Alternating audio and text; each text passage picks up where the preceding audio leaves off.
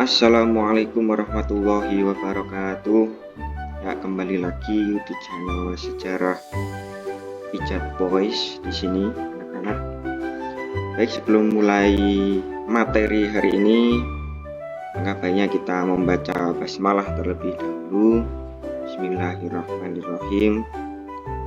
Ya, melanjutkan materi yang kemarin tentang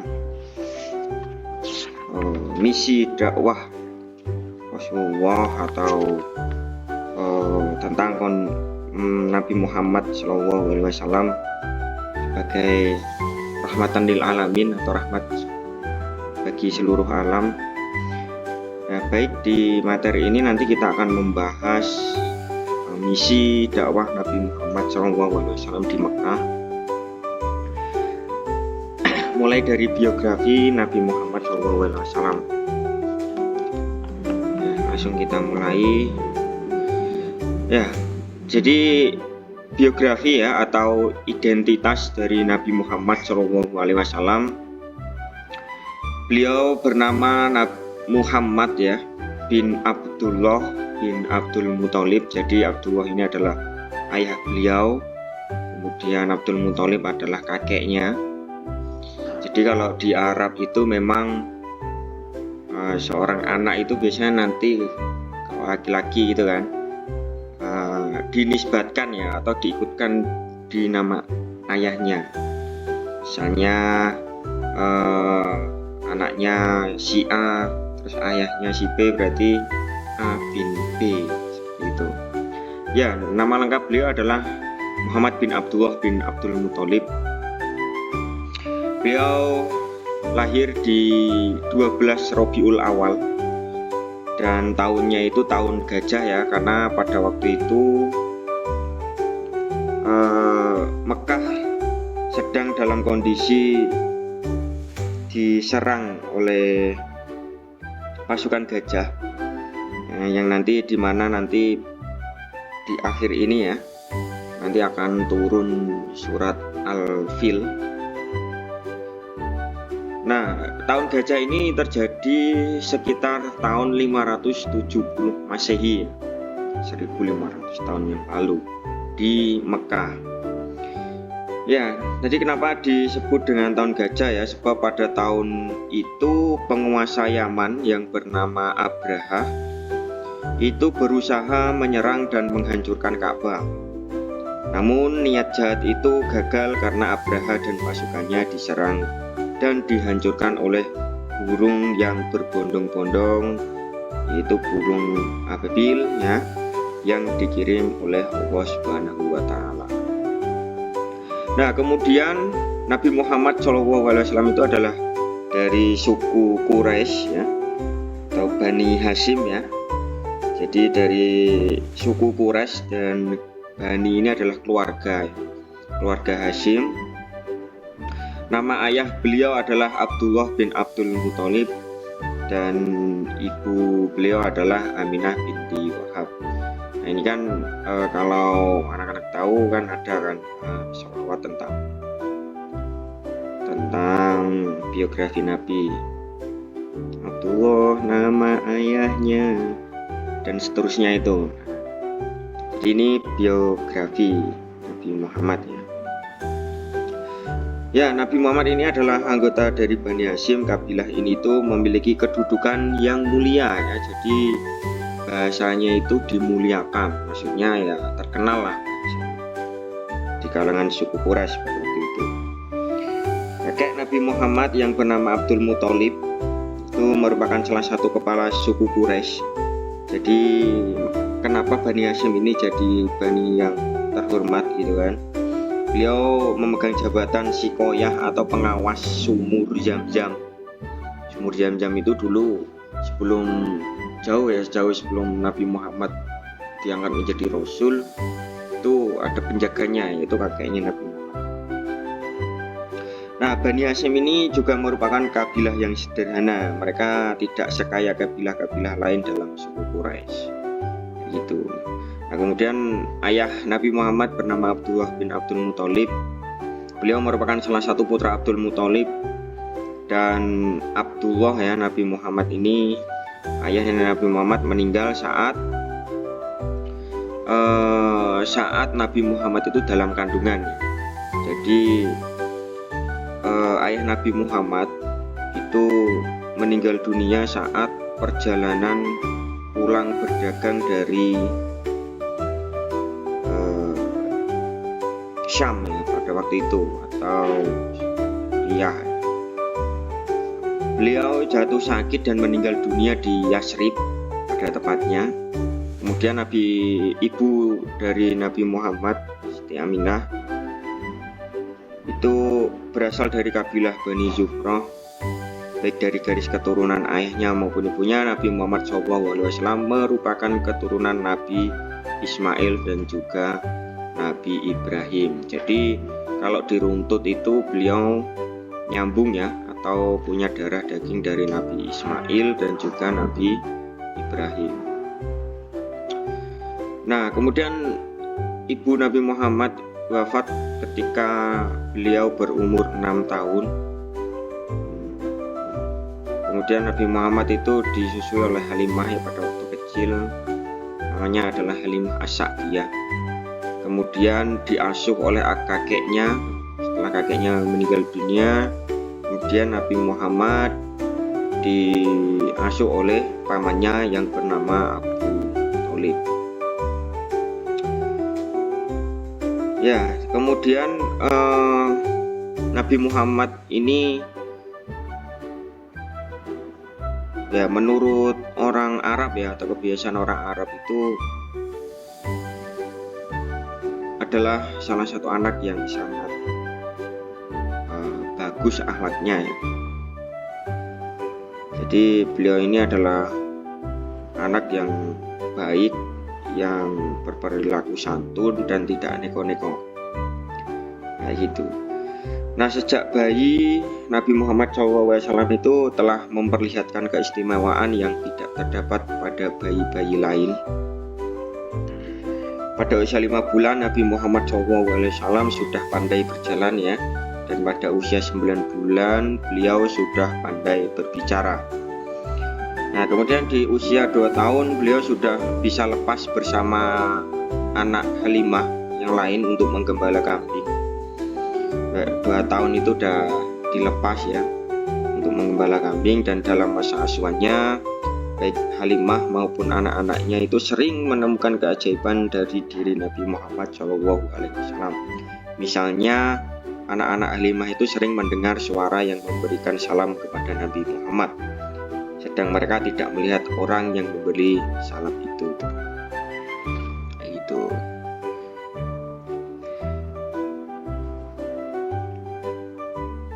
Nah, kemudian setelah Nabi Muhammad itu ditinggal oleh ayah ibunya menjadi yatim piatu ya, Nabi Muhammad diasuh oleh kakeknya Abdul Muthalib. Namun 2 tahun kemudian kakeknya itu wafat ya, meninggal dunia di usia 80 tahun. Sedang Nabi Muhammad pada waktu itu masih berumur 8 tahun. Sekali lagi Nabi Muhammad SAW dirundung kesedihan karena kematian kakeknya itu, seperti yang sudah dialami ibunya ketika kehilangan ibunya maksudnya. Nah, setelah kakeknya meninggal, Nabi Muhammad diasuh oleh Abu Thalib. Jadi ya, dalam asuhan Abu Thalib, Nabi Muhammad tumbuh menjadi remaja yang tahan banting.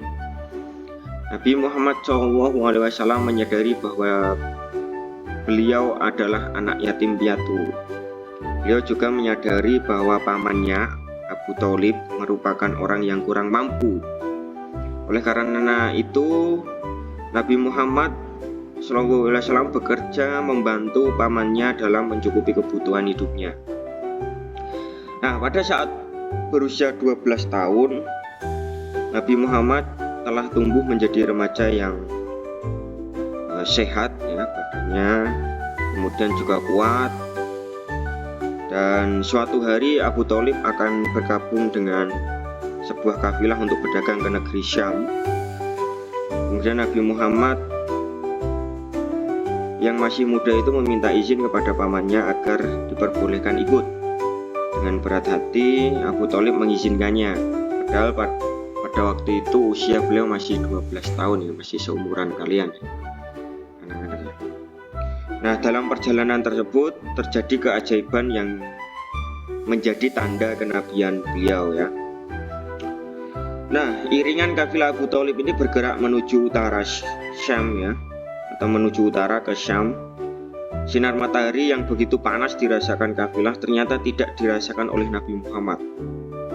Segumpal awan itu berada di atas kepala Nabi Muhammad ya, selalu menaunginya. Nah, ini kan menjadi salah satu wahyu Nabi Muhammad yang dimana beliau itu ketika berada di luar ya, ketika mau perjalanan pasti akan diikuti awan ya, jadi tidak kepanasan.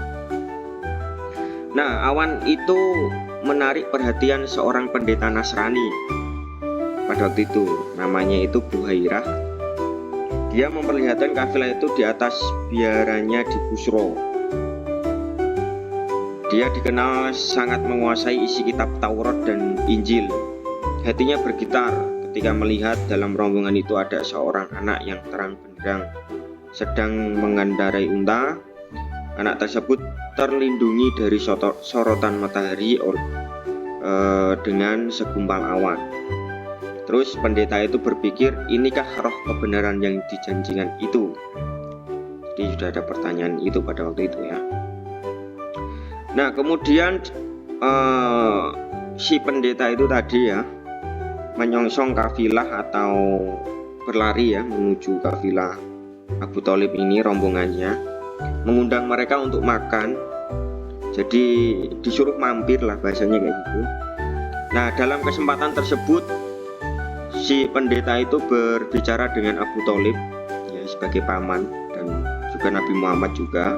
Dari perbincangan tersebut si pendeta merasa yakin bahwa anak itu adalah Nabi akhir zaman. Nah, oleh karena itu dia kemudian berpesan kepada Abu Thalib agar menjaga anak itu baik-baik.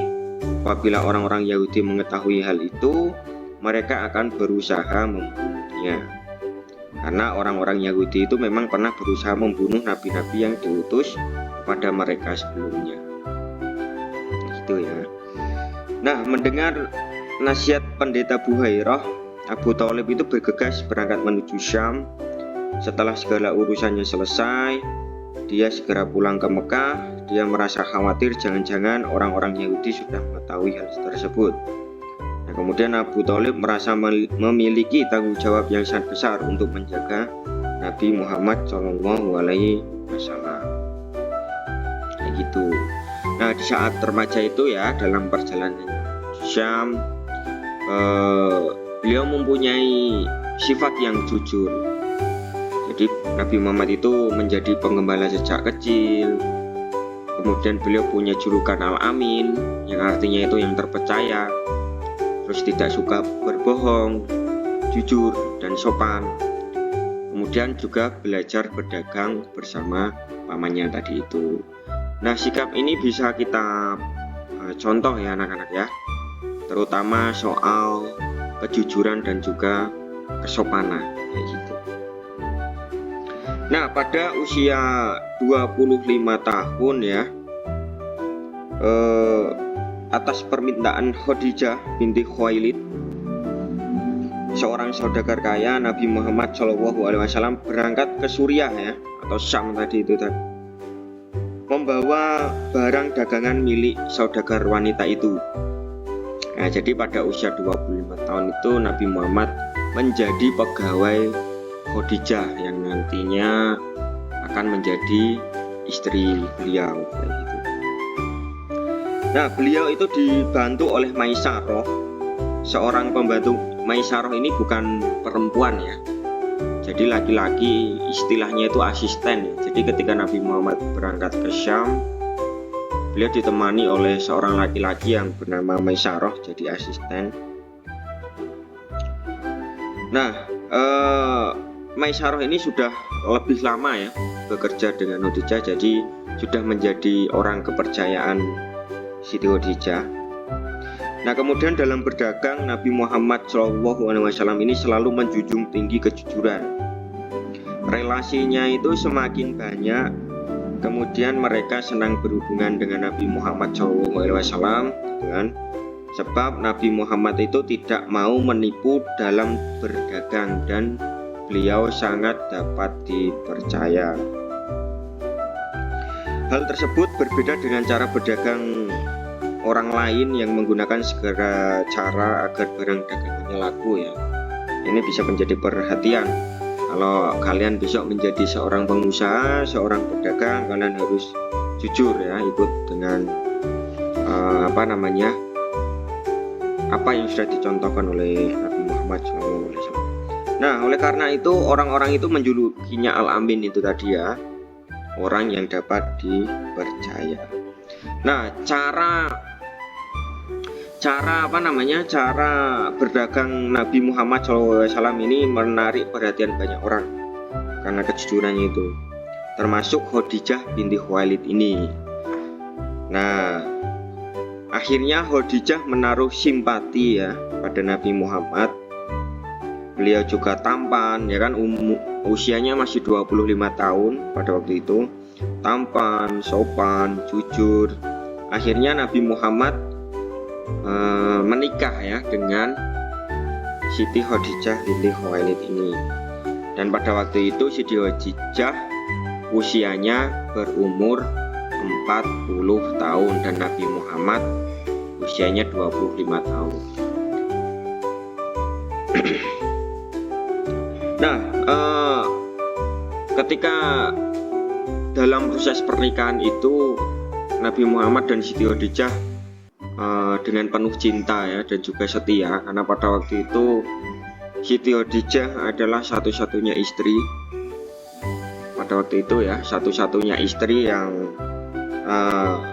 dipersunting oleh Nabi Muhammad SAW. Dan dalam pernikahannya beliau dengan Khadijah ya, maksudnya pernikahannya dengan Khadijah, beliau dikaruniai 6 anak, tetapi yang 2 meninggal dunia ya. Yang 2 meninggal dunia, dan anak yang meninggal itu anak yang pertama ya, namanya Qasim. Jadi saat kecil beliau wafat, sakit ya. Terus yang kedua seorang perempuan namanya Zainab. Terus yang ketiga namanya Ruqayyah. Anak yang keempat namanya Ummu Kulsum atau Umi Kulsum ya kalau orang Indonesia itu menyebutnya. Terus anak yang kelima Fatimah Az-Zahra ya, ini yang sangat dikenali oleh umat Islam karena sejarah beliau yang dimana nanti akhirnya dijodohkan oleh sahabatnya sendiri yang bernama Ali bin Abi Thalib. Dan yang keenam bernama Abdullah, tapi beliau juga wafat saat kecil. Nah, gitu. Nah, jadi seperti itu ya anak-anak, biografi atau identitas cerita hidup Nabi Muhammad secara singkat. Sebenarnya kalau kita menceritakan kisah Nabi Muhammad dari kecil sampai beliau punya anak atau sampai beliau wafat saja itu dalam 2 hari kita tidak selesai ya cerita itu. Nah, kemudian setelah kita mengetahui identitas Nabi Muhammad SAW, biografi beliau gitu kan, kita akan lanjut ya. Jadi setelah melalui pernikahan di umur 25 tahun itu gitu kan, Nabi Muhammad diangkat menjadi Rasul. Bagaimana prosesnya? Ini penting. Ya, jadi ketika sudah menikah terus menjalani kehidupan sehari-hari selama 15 tahun ya dengan Khadijah, Nabi Muhammad akhirnya diangkat menjadi Rasul ya oleh Allah Subhanahu wa Ta'ala. Nah, sebagai keturunan Bani Hashim tadi ya, Nabi Muhammad SAW itu selalu membantu menyediakan air bagi orang yang datang ke Ka'bah, karena sumur Zam-Zam itu memang ditugaskan untuk Bani Hashim, untuk memuja berhala pada waktu itu kan. Di materi kemarin kita sudah membahas tentang kondisi Mekah sebelum Islam datang ya. Jadi di Ka'bah itu banyak berhala walaupun demikian Nabi Muhammad itu tidak pernah mengikuti upacara penyembahan berhala itu. Beliau merasa prihatin terhadap perbuatan kaumnya yang menyembah berhala. Ya bayangkan aja ya, patung aja disembah kan kayak gitu. Nah oleh karena itu menjelang usia 40 tahun Nabi Muhammad itu sering bertafakur di Gua Hira.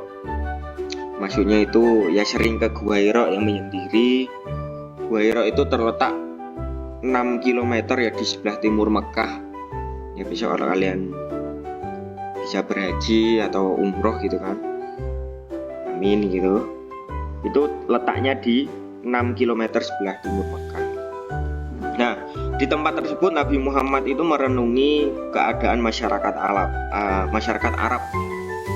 Beliau memikirkan upaya yang seharusnya dilakukan untuk memperbaiki keadaan masyarakat Arab. Terus kemudian beliau berdoa dan memohon petunjuk kepada Allah. Dan tujuan Nabi Muhammad SAW bertafakur adalah agar dia itu bisa menjauhkan jiwa raganya dari urusan keduniawian. Nah, dengan bertafakur Nabi Muhammad juga terhindar dari pergaulan dengan orang-orang yang berakhlak buruk. Sejak usia remaja memang Nabi Muhammad ini memang tidak suka bergaul ya dengan orang-orang yang senang bermabuk-mabukan, berfoya-foya, berjudi, yang main wanita seperti itu. Nah dengan demikian jiwa dan raga Nabi Muhammad SAW ini benar-benar suci ya. Nah akhirnya pada tanggal 17 Ramadan atau bertepatan dengan 6 Agustus tahun 611 Masehi ya, terjadi keanehan di dalam Gua Hira. Nabi Muhammad SAW ini melihat cahaya terang benderang memenuhi gua. Kemudian muncullah malaikat Jibril yang datang merangkulnya sambil berkata, "Iqra" gitu kan, atau dalam bahasa Indonesia, bacalah. Nabi Muhammad kemudian menjawab, "Aku tidak bisa membaca." Gitu. Nah, malaikat Jibril semakin memperkuat rangkulannya ya, dan mengulangi perintahnya, bacalah gitu, Iqra, Iqra, Iqra gitu. Nabi Muhammad SAW tetap menjawab dengan jawaban yang sama, "Aku tidak bisa membaca." Kayak gitu. Nah kemudian akhirnya malaikat Jibril menyampaikan wahyu dari Allah. Wahyu tersebut berbunyi, Bismillahirrahmanirrahim, "Iqra bismi rabbikal ladzi khalaq, khalaqal insana min 'alaq, iqra wa rabbukal akram, alladzi 'allama bil qalam, 'allamal insana ma lam ya'lam." Jadi wahyu pertama kali turun itu adalah surat Al-Alaq ayat 1 sampai 5. Nah kemudian malaikat Jibril membaca surat Al-Alaq itu ya, dan Nabi Muhammad menirukan bacaan tersebut. Kemudian setelah menirukan bacaan Jibril tadi, hatinya bergetar. Hati Nabi Muhammad itu bergetar. Setelah itu Nabi Muhammad pulang dengan keadaan badan yang menggigil, kedinginan gitu kan. Dan dia segera menemui Khadijah, istrinya, dan berkata, selimutilah aku karena saking kedinginannya itu. Dan Nabi Muhammad menggigil seperti orang yang kena demam. Dia menggigil karena menerima wahyu itu tadi. Nah setelah merasa tenang, Nabi Muhammad SAW menceritakan kepada Khadijah tentang kejadian itu. Khadijah kemudian membawa Nabi Muhammad untuk menemui saudaranya yang bernama Waraqah bin Naufal. Dia seorang pemeluk Nasrani yang taat dan mempelajari Injil dalam bahasa Ibrani. Khadijah kemudian menceritakan kejadian yang baru saja dialami oleh suaminya. Nah setelah mendengar cerita Khadijah, Waraqah berkata, "Demi Tuhan, Dia telah memilihmu menjadi nabi umat ini." Namus al-Akbar atau malaikat Jibril gitu kan, kalau di kitab sebelumnya ya, di kitab Injil dan Taurat itu namanya An-Namus al-Akbar. Nah telah datang kepadamu, katanya, malaikat Jibril telah datang kepadamu sebagaimana ia datang kepada Nabi Musa pada waktu itu. Nah kaummu akan mengatakan bahwa engkau penipu, mereka akan memusuhimu, melawanmu, membuangmu gitu. Jadi orang itu berkata kepada Nabi Muhammad seperti itu. Jadi lanjut lagi, sungguh jika aku masih hidup sampai waktu itu aku akan membelamu. Kayak gitu kata si Nasrani yang taat tadi itu. Nah, ketika itu yakinlah ia bahwa ia telah diangkat menjadi nabi atau rasul ya. Oh iya, rasul itu apa anak-anak? Harusnya tahu ya kalian ya. Rasul itu artinya adalah utusan ya. Nah, alangkah beratnya beban yang harus ditanggung atau dipikul oleh Nabi Muhammad SAW ya. Manusia di seluruh dunia harus dipimpin dan ditunjukinya. Nah, kayak gitu. Nah, di samping beban berat itu, kemudian juga bahaya akan mengancam Nabi Muhammad ya. Mungkin di tengah jalan gitu kan, bisa jadi dibunuh oleh orang Yahudi, oleh orang kafir gitu. Nah, hal itu sudah diketahuinya lebih dahulu, tapi ia tidak akan minta bantuan kepada manusia. Bantuan yang diharapkannya hanyalah dari Allah Subhanahu wa Ta'ala. Nah, kemudian hati Nabi Muhammad telah lega, pikirannya telah terbuka, tenang gitu kan, karena ketetapan telah ada. Kemudian doanya diterima oleh Allah Subhanahu wa Ta'ala. Kemudian beliau diberi izin untuk memperbaiki kerusakan yang telah menimpa manusia dan kemanusiaan dan juga yang ada di dunia. Wahyu Allah Subhanahu wa Ta'ala telah datang memberikan tuntunan. Seperti itu. Nah, tetapi sesudah turun wahyu yang pertama, 6 bulan lamanya wahyu itu tidak turun-turun lagi ya anak-anak. Masa yang kosong itu dinamai fatratul wahyi, artinya itu wahyu yang terhenti. Hatinya sudah sangat rindu kepada wahyu ilahi yang akan menunjukkan jalan dan cara dia harus menunaikan kewajiban yang sangat berat itu. Rindu itu lama-lama berubah menjadi sedih dan duka cita yang tidak terkira. Jadi tidak mendapat wahyu selama 6 bulan, Nabi Muhammad itu sedih hatinya, galau lah bahasa kekiniannya. Hal itu menyebabkan dia sering termenung dan menyepi ya, atau bersunyi-sunyi lebih banyak dari yang sudah-sudah. Jadi sering menyendiri gitu guys. Nah, tetapi walaupun demikian ia tidak marah, tidak kesal, tidak putus asa. Atau Nabi Muhammad itu tidak marah, ya nggak putus asa dan seterusnya lah. Tidak mengeluh gitu kan. Beliau mengerti bahwa Allah Subhanahu wa Ta'ala lebih tahu akan waktu yang baik. Beliau menanti dengan kesabaran yang penuh. Seperti itu. Ya, benar kiranya pada waktu kesedihan hatinya itu sudah sangat memuncak ya, waktu hatinya itu hampir putus asa karena rindu tidak diberi wahyu yang ditunggu-tunggunya pun akhirnya datang kembali. Ketika itu beliau sedang berjalan-jalan, terdengar olehnya suara dari atas dan beliau pun menengadah ya anak-anak. Beliau menengadah, maka nampak malaikat yang datang kepadanya di Gua Hira dahulu, yaitu malaikat Jibril. Tiba-tiba Nabi Muhammad takut ya, ketakutannya itu datang, tubuhnya juga gemeter gitu kan ketemu malaikat Jibril. Dan beliau pergi pulang dengan segera meminta untuk diselimuti lagi.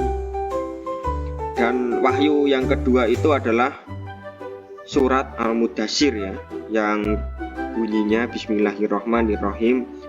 Ya ayyuhal mudaththir qum fa'anzir wa rabbaka fakabbir wa siyabaka fatahhir warrujza fahjur wala tamnun tastaksir walirabbika fasbir.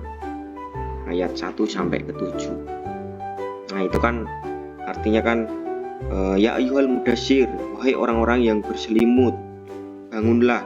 Mudaththir itu kan artinya selimut ya, karena Nabi kan ketika bertemu malaikat Jibril itu, setelah ketemu beliau minta diselimutin, pasti badannya menggigil gitu. Terus agungkanlah pakaianmu, bersihkanlah gitu kan, disuruh membersihkan pakaian, suruh membersihkan perbuatan yang keji dan seterusnya, yang dimana nanti itu menjadi surat Al-Mudaththir. Nah, secara tegas wahyu itu menyuruh Nabi Muhammad SAW untuk bergerak membawa manusia ke jalan yang benar. Maka semenjak itu mulailah Nabi Muhammad SAW menginjak tangga baru dalam jalan hidupnya, dengan usaha yang tidak kenal lelah, dengan hati yang tidak pernah patah. Diserunya dan dipimpinnya manusia ke jalan Allah Subhanahu wa Ta'ala untuk bahagia di dunia dan juga di akhirat. Itu anak-anak. Nah, setelah mendengar kisah dari Nabi Muhammad yang tadi ya, kita bisa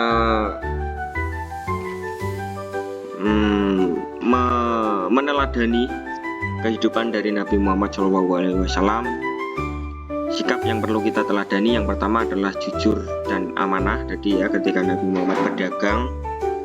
Kemudian sikap kedua yaitu mandiri sejak kecil ya. Usahakan kalian sudah bisa mandiri ya, maksudnya mandiri itu tidak cari uang sendiri, tidak ya. Maksudnya itu mandiri, kalian harus menyiapkan diri kalian sendiri ya, mandi sendiri, bangun pagi sendiri misalnya.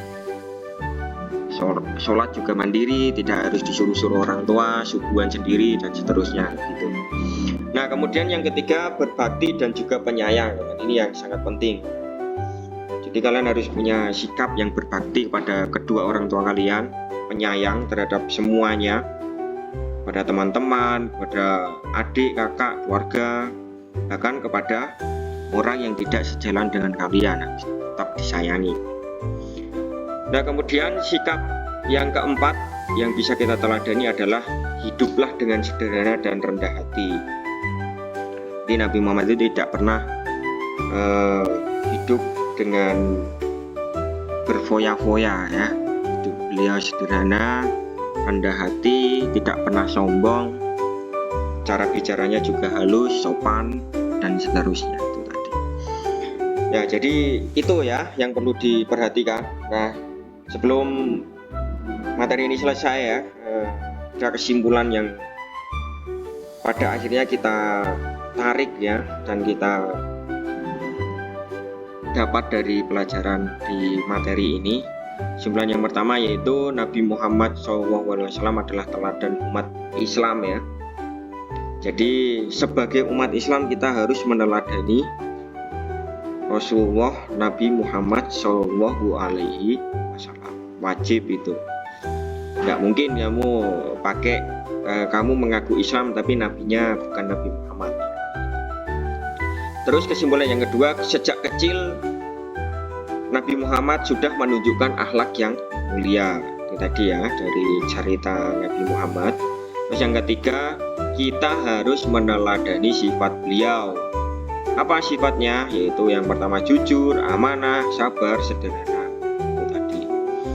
Ini. Jadi kalau kita punya sikap ini, insya Allah kita akan selamat di dunia dan juga di akhirat seperti itu.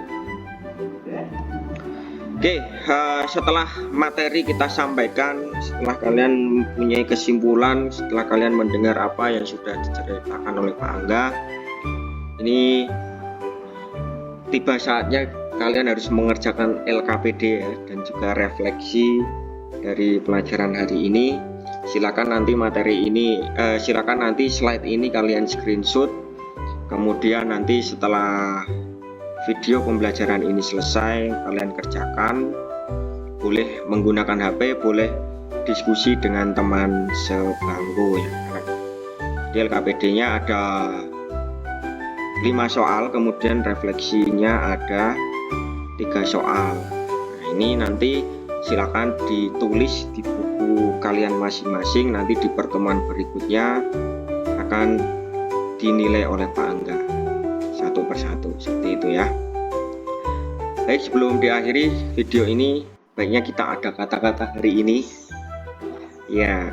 Kata-katanya adalah kamu hanya perlu lebih baik dari hari kemarin, bukan lebih baik dari orang lain. Nah, seperti itu anak-anak. Jadi intinya kita jangan pakai standar orang lain ya, jangan pakai standar TikTok misalnya yang hari ini sedang booming gitu kan. Jadi intinya yang penting kita lebih baik dari hari kemarin, itu sudah cukup. Nah, itu ya. Baik, terima kasih hari ini sudah menyimak video materi pembelajaran dengan seksama dengan sampai akhir ya.